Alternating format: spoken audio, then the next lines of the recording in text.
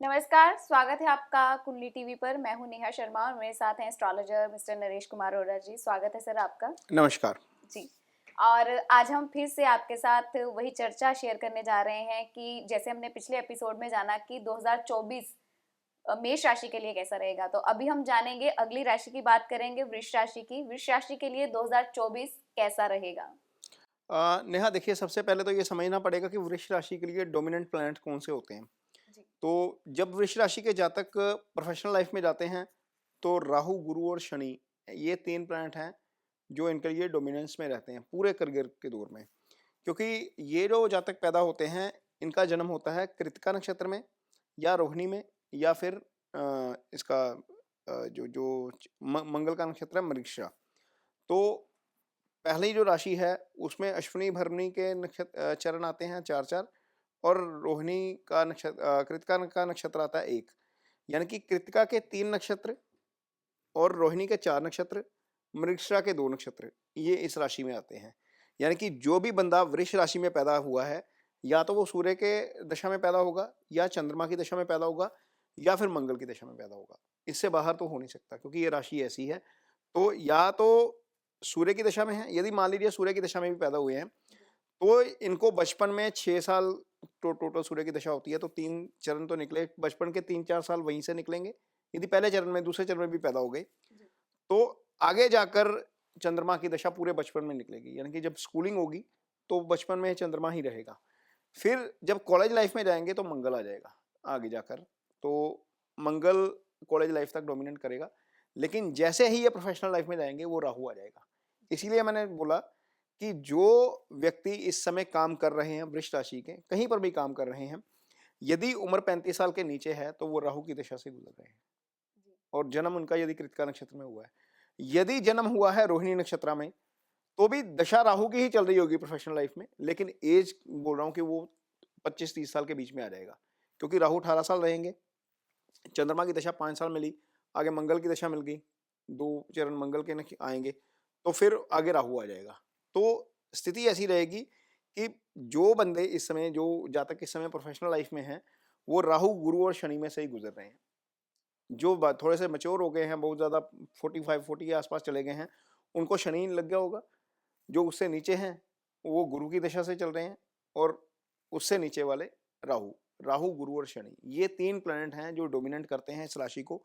तो इन 3 प्लैनेट्स की पोजीशन यदि अच्छी है, तो बहुत अच्छा रहता है। अब 2024 में कैसा रहेगा इनके ऊपर, ये बताते हैं। जो तो स्टूडेंट हैं, पहले स्टूडेंट्स की बात करेंगे, क्योंकि राशिफल नेहा बहुत सारे होंगे, और बहुत सारे राशिफल आपको बताएंगे। एक रैंडम राशिफल बता देंगे राशि वाइज। अब जो वृष राशि है, उसके जातकों की संख्या 8% के आसपास होगी। पूरी आबादी हम दुनिया की बात करें, तो 8% के आसपास होगी। तो यदि 800 की आबादी है, टोटल 800 करोड़ की आबादी है, तो उसमें से 8% की आबादी के आसपास लगभग मान लीजिए 70 करोड़ के आसपास जातक वृष राशि के जातक ही होंगे। तो 70 करोड़ में युवा भी होंगे, बुजुर्ग भी होंगे, बच्चे भी होंगे। तो सब पे एक जैसा रूल तो नहीं लगेगा। जिनकी दशा जैसी चल रही है, उस दशा के हिसाब से चलते हैं। तो मान लीजिए अब वो बचपन में है, तो चंद्रमा की दशा चल रही है या मंगल की दशा चल रही है, तो चंद्रमा इनकी कुंडली में बनते हैं दूसरे भाव, तीसरे भाव के स्वामी, और सूर्य बनते हैं चौथे भाव के स्वामी। तो तीसरा और चौथा भाव, तीसरा भाव उपाच्य भाव होता है, चौथा भाव सुख स्थान होता है। तो सूर्य या चंद्रमा की दशा बचपन में ही निकल जाएगी, तो वो चीजें इनके लिए ठीक रहेंगी। क्योंकि जो जो सूर्य है, वो महीना बाद राशि चेंज करेंगे, कभी शुभ हो जाएंगे, कभी शुभ हो जाएंगे। 4 महीने शुभ रहेंगे, 8 महीने अशुभ रह जाएंगे। लेकिन चंद्रमा जो है वो 10 साल रूल करेंगे। तो चंद्रमा की जो पोजीशन है, वो डिपेंड करेगी कि कुंडली में कहाँ पर है वृष राशि के जातकों को।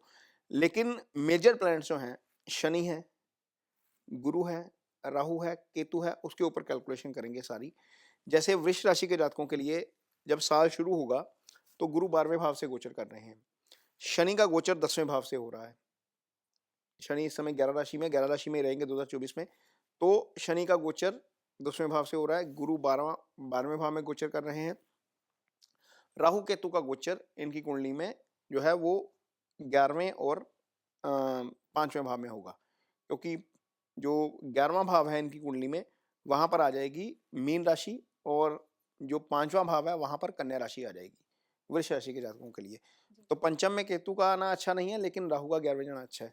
तो टोटल क्या है, 10वें में शनि अच्छा चल रहा है, 11वें में राहु अच्छा चलेगा, 12वें में गुरु अच्छा नहीं है, लेकिन गुरु का गोचर अप्रैल में 30 अप्रैल को चंद्रमा के ऊपर से हो जाएगा।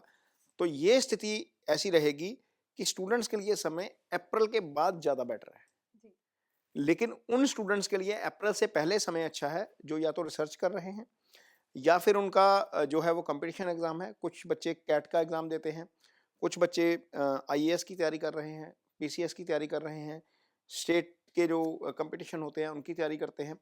तो उनके लिए समय अप्रैल से पहले का अच्छा है। उसके बाद गुरु की दृष्टि हट जाएगी वहां से, जो रिसर्च का काम कर रहे हैं उनके लिए समय, स्टूडेंट्स के लिए अप्रैल से पहले का समय अच्छा है। जो जब अप्रैल बीत जाएगा फिर चंद्रमा के ऊपर से गोचर शुरू हो जाएगा। चंद्रमा के ऊपर से गुरु का गोचर वैसे अच्छा नहीं होता, लेकिन ये एक काम करता है। जैसे युवा जो है वो राहु की दशा से या गुरु की दशा से ही चल रहे होंगे, तो गुरु वृष राशि के जातकों के लिए अष्टम के भी स्वामी हैं, 11वें भाव के भी स्वामी हैं। अब 11वां भाव एक्टिवेट है इनकी कुंडली में। जो बच्चे इस राशि के, वृष राशि के प्रोफेशनल लाइफ में हैं, उनके लिए 11वां भाव एक्टिवेट है, अष्टम भी एक्टिवेट है 11वां, क्योंकि दशा चल रही है। अब दशानाथ क्या शुभ गोचर में है? दशानाथ फिलहाल पहले 4 महीने शुभ गोचर में नहीं है।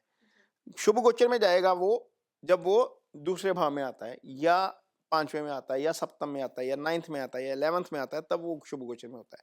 लेकिन चंद्रमा के ऊपर से गोचर 12वें भाव के मुकाबले में अच्छा है। इसको न्यूट्रल गोचर कह सकते हैं हम। वो डिपेंड करता है आपकी कुंडली में कि अष्टक वर्गा में गुरु के कितने मार्क्स हैं, वो काफी वेरी करेगा, लेकिन अशुभ नहीं रहेगा। अब अप्रैल के बाद नेहा वृष राशि के जातक इतने अपने आप को पॉजिटिव फील करेंगे, क्योंकि चंद्रमा के ऊपर से गुरु का गोचर, जो युवा हो चुके हैं, जाहिर सी बात है, अब गुरु की दशा है तो वो शादी वाला भी सीन आने वाला है, शादी वाली एज भी आ रही है।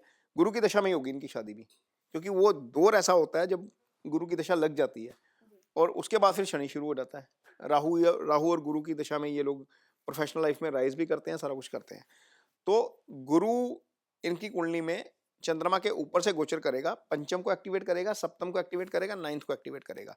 तो अप्रैल महीने के बाद क्या होगा नेहा, कि भाग्य साथ देना शुरू कर देगा, क्योंकि भाग्य का कारक ग्रह गुरु, पंचम भाव का कारक ग्रह गुरु कुंडली के त्रिकोण को एक्टिवेट कर देगा। जब त्रिकोण एक्टिवेट हो जाएगा तो भाग्य भी साथ देगा।